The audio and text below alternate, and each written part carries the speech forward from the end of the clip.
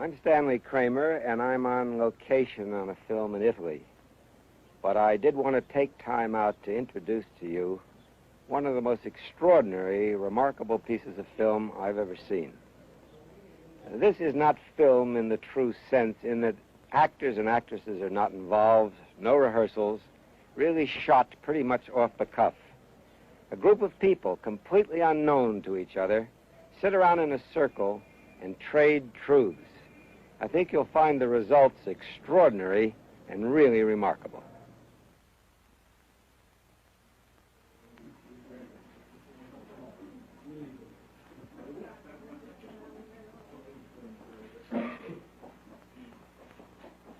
There isn't enough time to show what went on with all of the group members during the 16 hours that they met.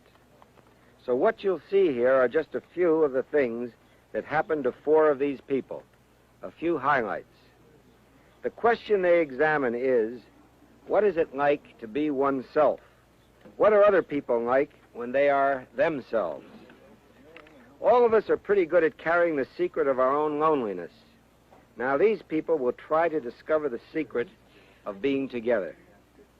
If you find yourself feeling like a peeping Tom while you watch this, as though you're watching something you're not supposed to see, I want to assure you that the people not only agreed to be photographed, but are eager to share these aspects of their lives in hope you might learn more about others and thereby about yourselves.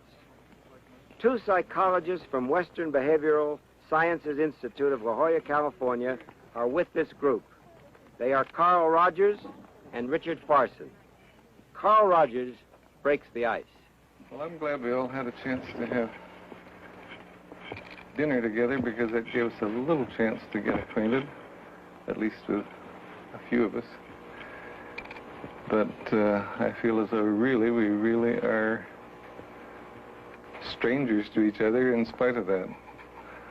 Lots of geographical distance and occupational distance and everything. And I feel like saying just 1 or 2 things to start with, from my point of view. One is that this is our group. We really can make of it anything we want to make of it. And I think that it is an opportunity to be in the group as fully as we can, maybe in some respects to try ways of being or ways of relating to each other that we may never quite have had nerve enough to try before, where in an ordinary life situation it just seems like it's too impossible. I feel a lot of anticipation about this group. I really look forward to getting to know you. And at the same time, I'm apprehensive, and I don't think it has much to do with the lights and the cameras. I think I'm always a little apprehensive in not knowing what a given group is going to be like. I don't know who we are, how we're going to get along, whether anything's going to come of this. So I feel a very double feeling. I feel excited and full of anticipation, and I feel a little on the scared side, too.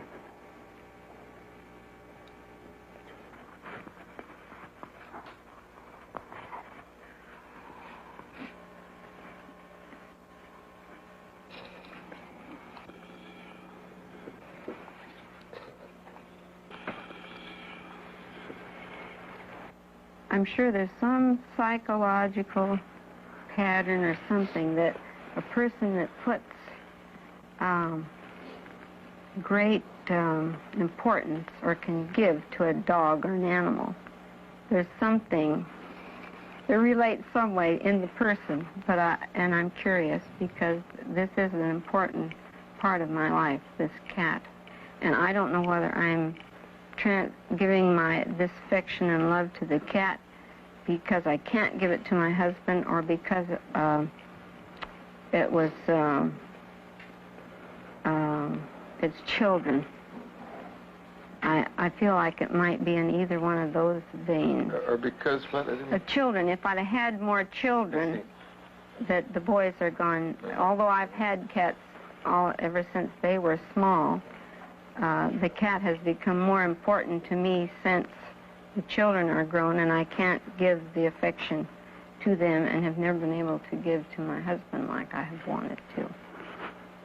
I get such a very strong feeling that you want so much to be loved and appreciated. Mm-hmm. In fact, if somebody gives me a little attention, boy, I'll just, bleh. I fall to pieces. It just does wonders for me. It's just like magic words. And I beam. I know I do. I react to people that say nice things to me. Whether it's just, you look nice today, you have a nice dress, or your hair looks nice. Even though I see through this, I realize these are little things that we all just say to each other, but still, it turns me on. You'll gladly pick them up even if they're crumbs. Mm-hmm. I do. Boy, this is pretty damn pathetic to feel that your cat is the only one that really likes you as you are. Mm-hmm. You don't have to put up any pretense there. Mm-hmm. As far as people are concerned, I, in a sense, like being around people, but I only like to go up to a certain point. Then from there, I don't like to get too close to people. For example, if I got to know you, Keith, better, at least the way I feel now, that I wouldn't want to get to know you too well. And when you say, well, why do you feel like this? I can't say. Maybe it's because I can't truthfully say it's because I don't want to be bothered. And yet it may be because, as Beth says, that you get up to a certain point, and I feel that if you get to know me too well, you'll reject me, I guess. Maybe if he sees too much of me, he'll see these things about me that I don't like, and he won't like. And by his not liking it, he just makes it that much clearer to myself. But I don't know where the change comes or how it came, but perhaps I have a little more courage. But I'm not satisfied with these relationships that end just there. I mean, I would like to really have enough love in me to see the person all the way through and see certain things about him that I don't like, but I still like all of him. To have enough love there for these people and to find this love in return for me, that with all my limitations, all my faults, all my shortcomings, that I can be really loved. Then I think it will be a fulfilling relationship. I have these in it. After a while, it's, this type of relationship that you say you form, it's just not enough. And in this group, I hope that I can love every one of you and have every one of you love me. I don't know whether I can or whether I what it's going to have to happen. Here's the way I see you. I am a beautiful Eurasian girl, and when I talk, a little bell tinkles inside of me. And that's all there is. It's just beauty and light. And I think that's lovely. I respond to it as a man and as another person. But I got to see something else, too.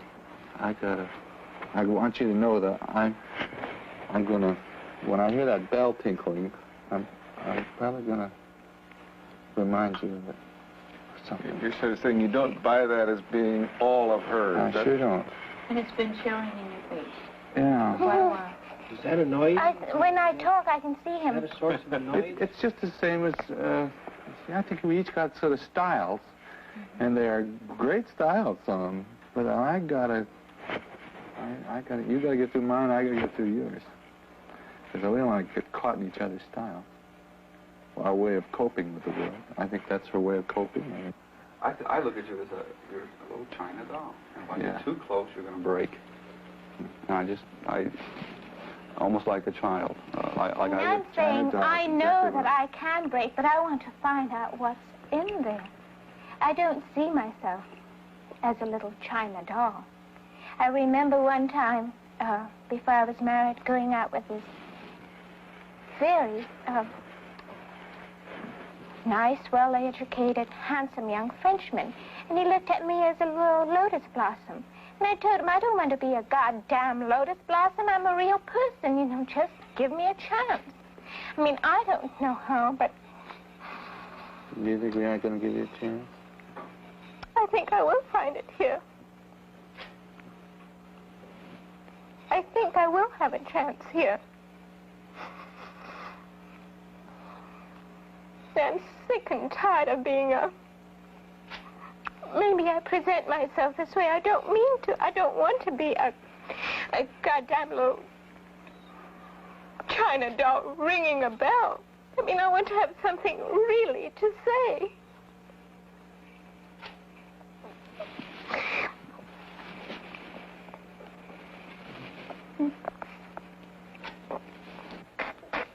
Well, I think I Do you feel scolded? Excuse me. Do you feel scolded? No, I don't. I mean, how I want very much to... First of all, I didn't even realize I had this mask on. I don't mean until now. But not too long ago, I discovered that apparently there was this something I, you know, always held out there that kept people away from me. And I went desperately to come out from that. It's not, and I want to be able to open up and let you in, because how, if you hold me off, you're holding me off from you. Or if you feel this, and I don't want that, but I don't know how to come out, you know, from behind this. This is so much, you know, a part of me. I mean, a very real part of me. It's not something you can do by yourself. It's something we have to do with you. You can't just say, okay, now I'm going to drop the mask. I couldn't do that. No, and, well, maybe that's what I'm looking for. All of a sudden I'll drop the mask and, you know, and let the sun come in. Oh, I don't really know how. But all I know is that I want to. Well, you've done it right now. And you realize very keenly that whatever shuts other people away from you shuts you away from that other person. Mm-hmm. And you want desperately for that to disappear, that barrier, whatever it is.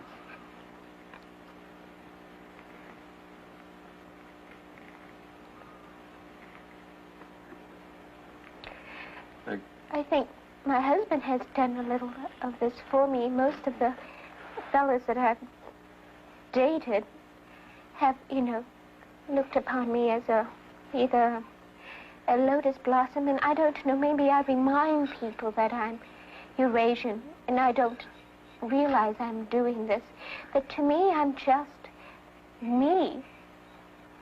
And they treat me as if I'm not quite human. Mm-hmm. And Dick's marvelous. He pinches me on the bottom, slaps me, and calls me his broad, and I've never had language like that. And I've never been anybody's broad. And it's wonderful. And I feel very womanly. You know, all along I've just felt like a sterile, empty little... Too much of a doll. ...thing sitting there on the mantelpiece. Mm-hmm. I think you're a fine broad. Thank you.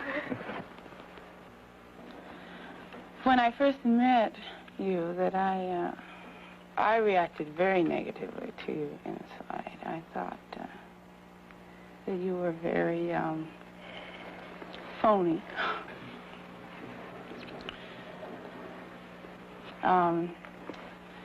Maybe it was your voice. Maybe it was just your presentation. I don't know. Just, I said, goodness.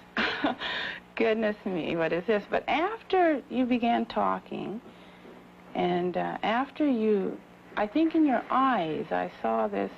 I didn't get this, this mask with you. Or maybe I don't know. I just didn't feel, after you began expressing yourself, and I saw this sincerity and this depth there, I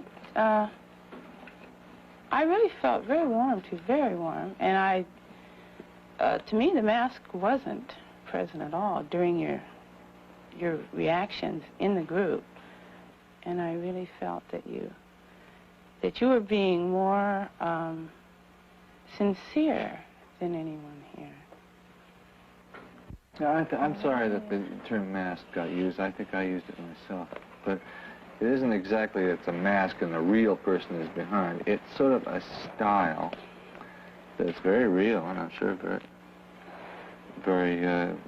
works for you very well. Effective, yeah. But it just isn't everything.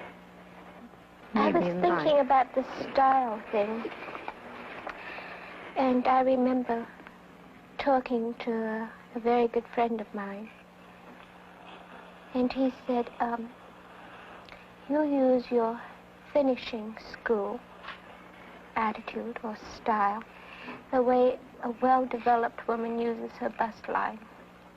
So what I feel I lack in a figure, I make up for with this style, as you said, and I think it's very true.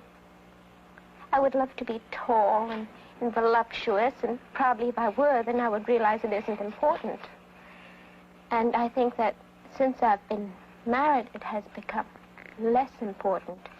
But when I see my husband looking around at girls, and I say, boy, she's got a good figure in my own mind, and then I kind of look down and I go back to my boarding school or finishing school style. So I think you're very right when you say that.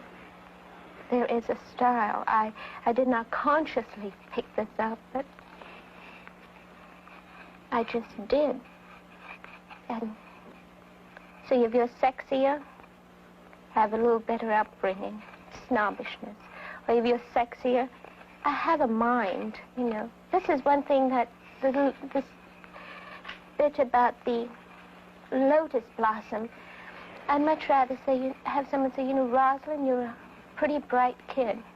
I would really appreciate that, because to tell me I look like a lotus blossom doesn't do me any good, because in all sincerity, there are times when I think I'm pretty, but most of the time I'm not. I look very ugly because I'm not inside pretty. And so to tell me this, it's, you know, just... You know, I don't care whether anybody believes this or not, but I like you very much like William. I like you very much. And why doesn't Dick... I believe you. I can see your eyes.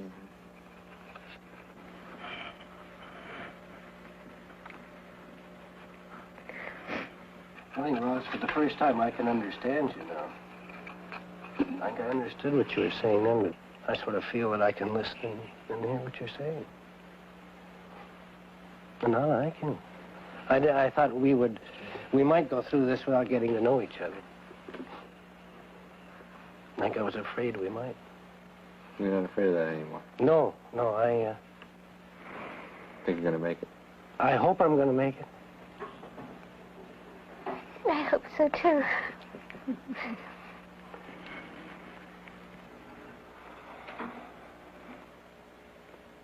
I don't know. It's very difficult to communicate, which is one of my problems, and truly communicating, and I find myself still not a part of this group somehow. There's not too many, I can't think of anybody in this, except for Beth, that really affects me. And she affects me because she seems so much like me.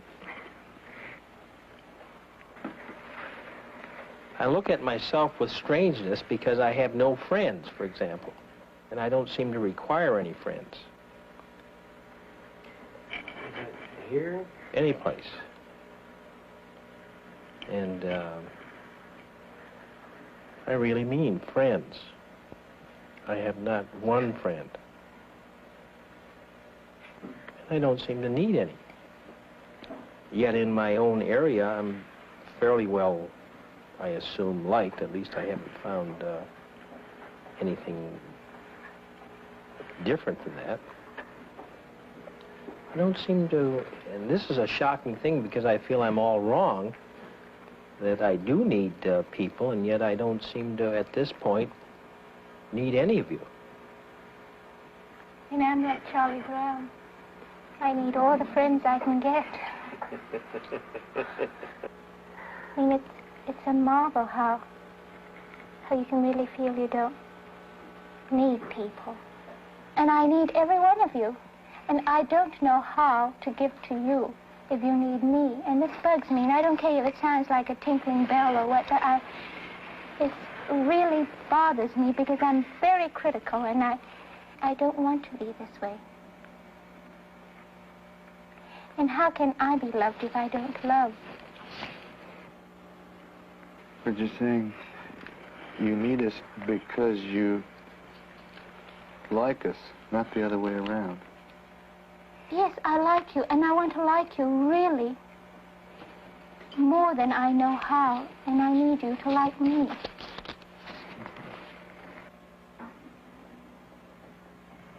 And how can you not need people? Well, as I say, I feel that that's a wrong thing, but I'm trying to be honest at this point, and I don't know if I am honest even in saying it, but it's the way I feel. Not only in this group, but in any area. And it's a mystery because people seem to need other people. Not seem to, but they do. And yet I can't seem to realize this or really feel it, rather, is what I'm saying. And there's a slight feeling that at this session that there's something wrong with this feeling. Is there, you say you have not a single friend. Is there no one you feel close to or whom you feel you would let come close to you?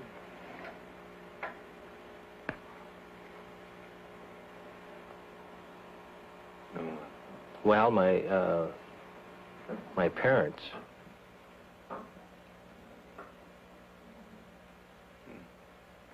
Outside of my wife, of course, but that's a different relationship. If you mean somebody that I would have to confide in and felt that I just had to do it, that would be... That you wanted to do it. Beg pardon? That you wanted. That I wanted to? Rather than had to. I think he's kind of saying, at least the way I understand what you said, if I was desperate, maybe I would go to my parents. But I think Roz is saying, is there anybody you'd like to share yourself with? No.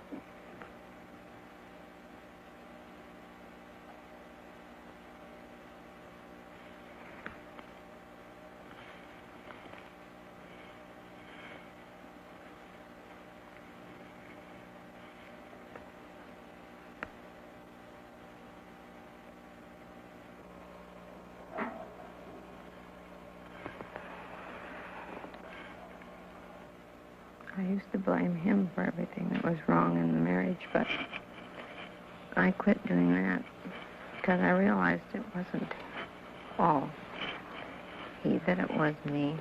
Now I blame me. I think it's all my fault now. I changed to the opposite side of the fence because I can't give the love and then I must give it back to him. That's why I have to give my affections to the cat. And I've told him so, and he knows it. And he still loves me anyway.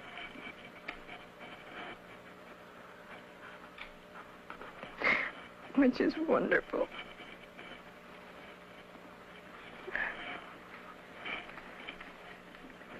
For a long time, I didn't think he did. But when I think it over rationally, I think, well, how could he not have loved me and still gone through all the crazy things he has with me? I just keep having the feeling that if you shared with him some of the things you've been just sharing with us, it would make some kind of a difference. things. I can go to him and talk to him and tell him, and he listens. But he doesn't pat me on the shoulder. Well, it'll be all right. Or that's about the most I get, is that it'll be all right. There's always a logical reason. He's so reasonable for everything. If he'd just once show me an emotion. I've never seen him cry. Sometimes I don't think he has any emotion. Without knowing it, she must be talking to you, Jerry. Oh, I'm pretty choked up. I wouldn't be able to say much. I think it's so wonderful that we can all sit and feel each other's problems and cry with one another. What I have never had at home. Well, Beth, I, for one, this is the first time since we've been together that I've really cried right with someone. When others were crying in the group, I felt for them, but not right now. I don't know why, but I really...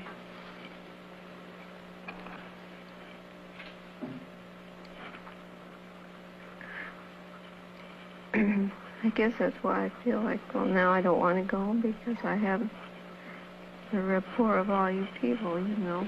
It's comfortable. We can talk to each other about the way we feel now.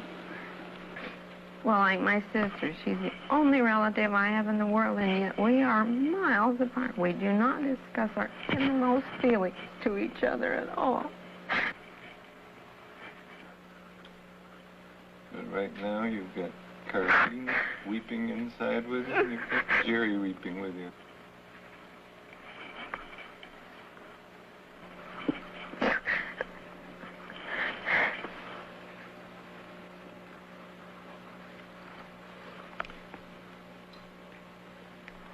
I want you to know, Jerry, that even if we can't talk, I'm feeling very much with you.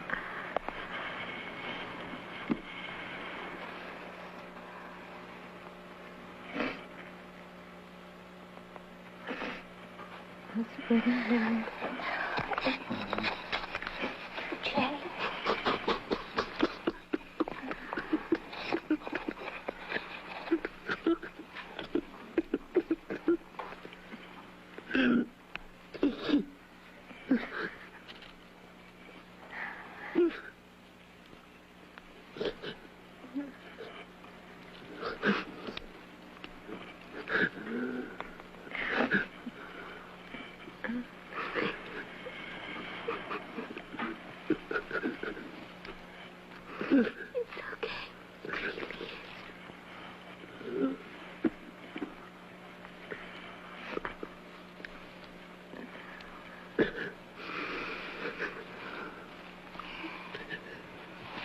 Thank you.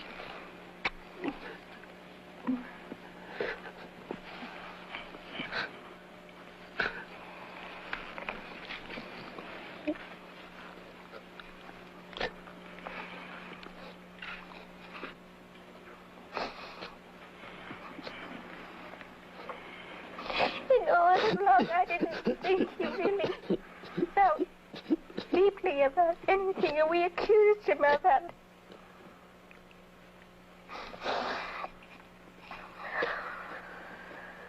Been able to express his feelings either, has he? That's fine.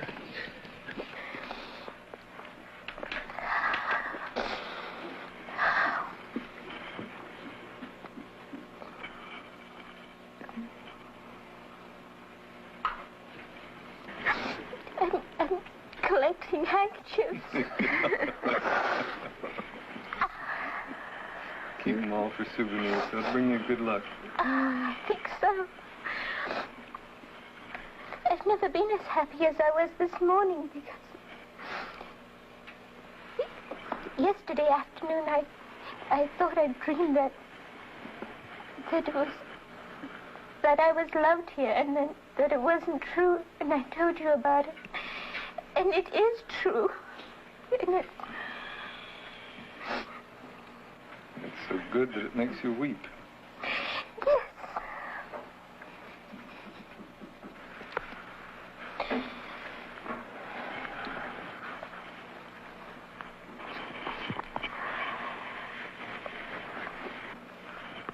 Oh, it's interesting. I had a thought here when you were talking early on that my wife might say the same thing sitting where you are. Mm-hmm. I've been trying to figure out why she'd say it. You know, I've been trying to sit in your husband's shoes and say, now, you know, what do I do that might make my wife sit there and act like that? I don't know, I can't swear, but I think she could say some of the same things. Perhaps I do give her a little pat on the shoulder. And maybe she's just busting something, you know? And one thing I thought was, you know, maybe I'm just a little bit scared to go too far. Maybe I need a little bit of encouragement. What would encourage you if your wife felt this way?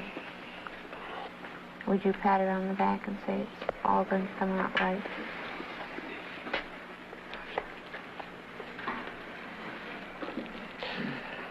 I don't know.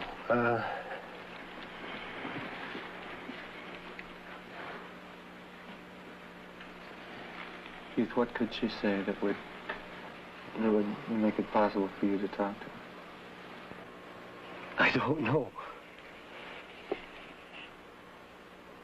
If you had only one sentence to say to her, what would it be?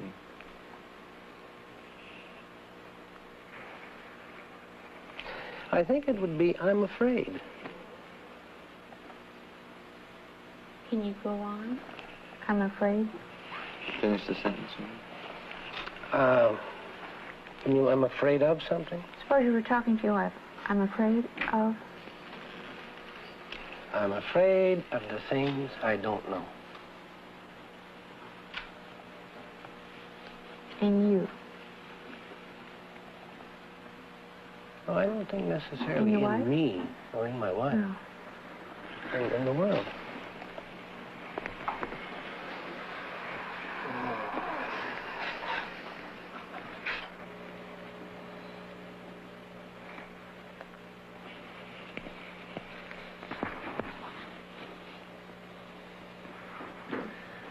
Carl, who are those tears for?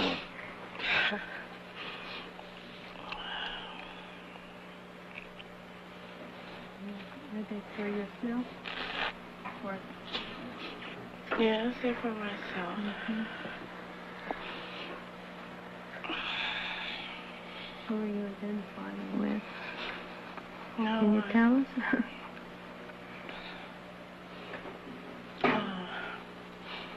I wanted so badly to reach out to you, Jerry.